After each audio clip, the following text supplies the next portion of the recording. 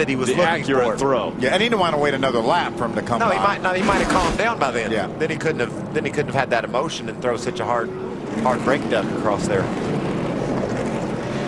So a tough situation for Mario Gosselin and the entire 12 team as they get wrecked out on lap 66 of this 150 lap race from Nashville Superspeedway. Out in front now, it's Todd Bodine, 4 on the lead lap.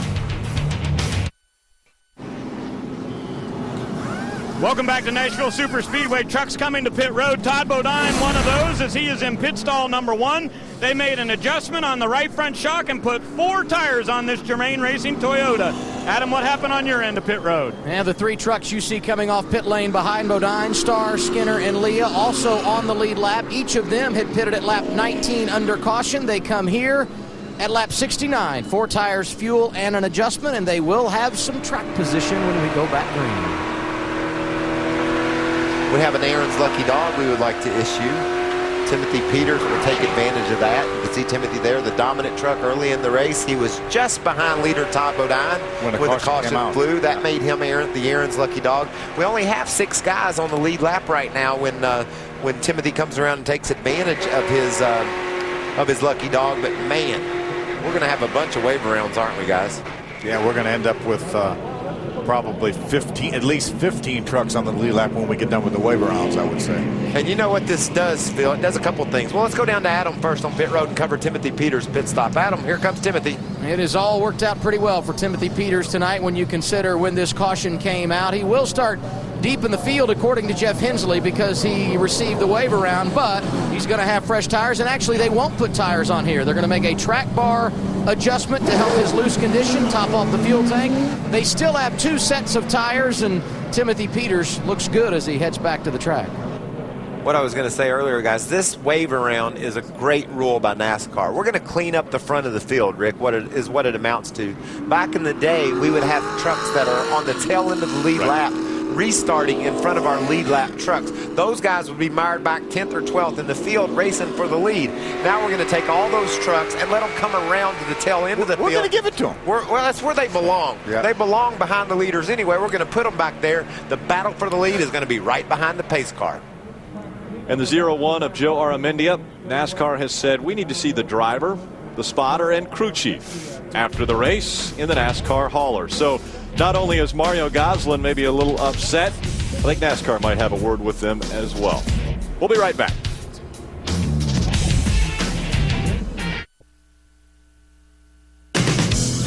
It's Camping World's destination recreation.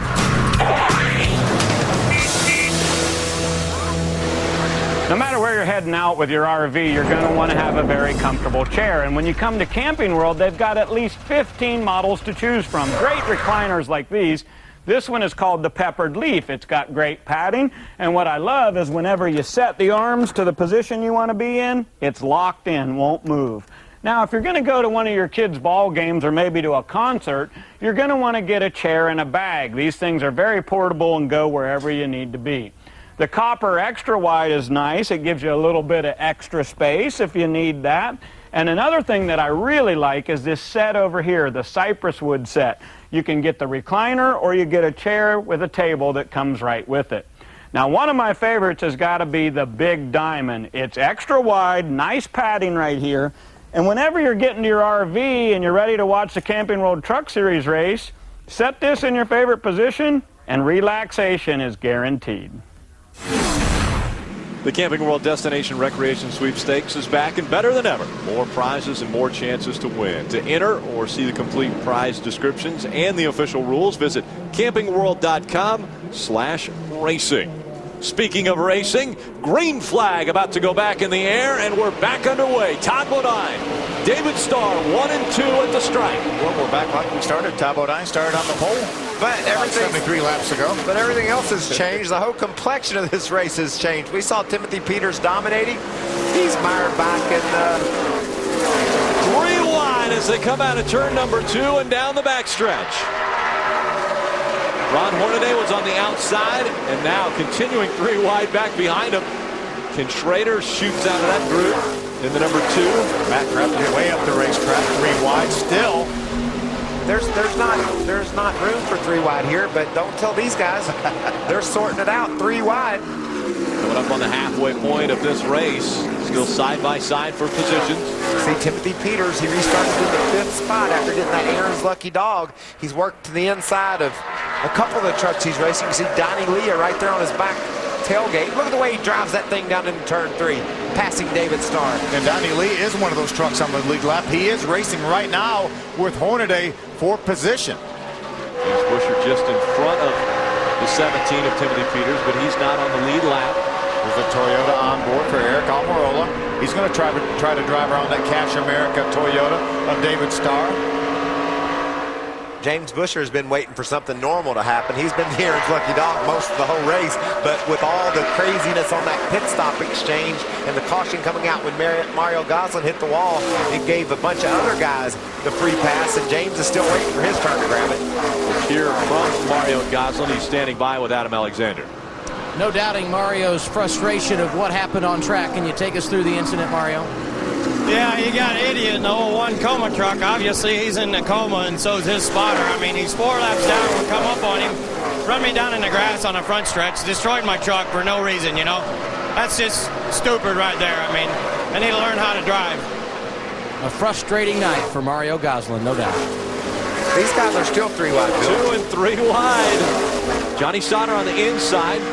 Outside of him, at Cash America, number 81 of David Starr. And then we got Austin Dillon on the inside of the 21 of Donnie Leah. Had a little contact just a moment ago, 1 lap ago, coming off of this corner right here, turn 2, between the 81 of David Starr and the 21 of Donnie Leah. We know how strong that 88 truck of Matt Crafton was on the start of the race. They got to pit road, put tires on it. Be interesting to see if they could make an adjustment that he can get that speed back. You know, anytime you have a truck as fast as his was for a short period of time, you got to think there's an adjustment in it that'll make it stay that way. There's 3 wide again. Justin Lofton goes all the way down on the apron of the racetrack. That's moving up the racetrack, giving him a little bit of room. Kenny Schrader on the outside of him now in that number 2. Yeah, this place isn't like Daytona or Talladega. There isn't any out of bounds. If you want to go down on the apron and you think you can make it work, then you're welcome to go there. Mario Goslin found out that the apron is some tough sled, and he wound up crashing his truck. Lofton, on the other hand, was able to pick up a spot or 2 by going down there. Austin Dillon's been able to drive away from that quagmire there of trucks. See, Schrader's back to the inside of Justin Lofton, trying to grab that spot. Not going to quite get there. Matt Crafton trying to get by the 21 of Donnie Leah. That is a battle inside the top 10. A battle for the 9th position. Donnie Leah on the outside in the 21. Crafton trying to take the position away.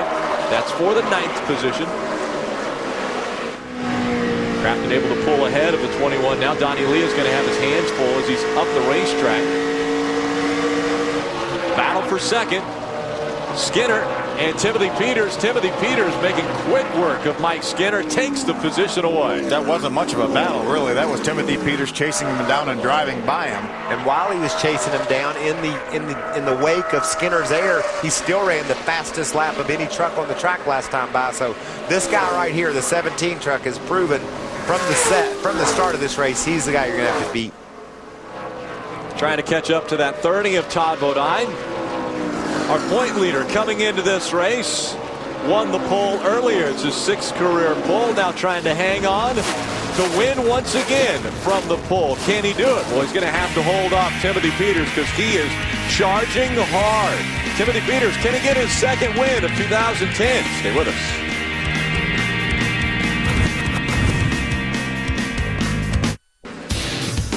Coverage of the NASCAR Camping World Truck Series on Speed is brought to you by AutoZone. For the auto parts, accessories, and advice you need, get in the zone. AutoZone. And by Cheerios, 100% natural whole grain oats and 1 gram of sugar. And welcome back to Nashville Superspeedway. Todd Bodine holding on to a 2.5-second lead over Timothy Peters. Mike Skinner running 3rd. Eric Almirola 4th. And Ron Hornaday in 5th. This is one of those situations where they say, Todd, we got some good news. You're leading the race by 2.5 seconds. And some bad news. The dude in 2nd is coming. And he is. He picked up 2/10 on Todd the last time by. Timothy Peters is closing in on Todd Bodine. Look at this battle for the 4th spot. Man, get a little loose up off the corner. He got it a little bit loose because I think Eric Almirola might have almost had his back wheels up off the ground. He was right on the tailgate of that 33 truck, and it caused Ron to lose control a little bit, leaving the turn. You could see Ron had a bunch of space on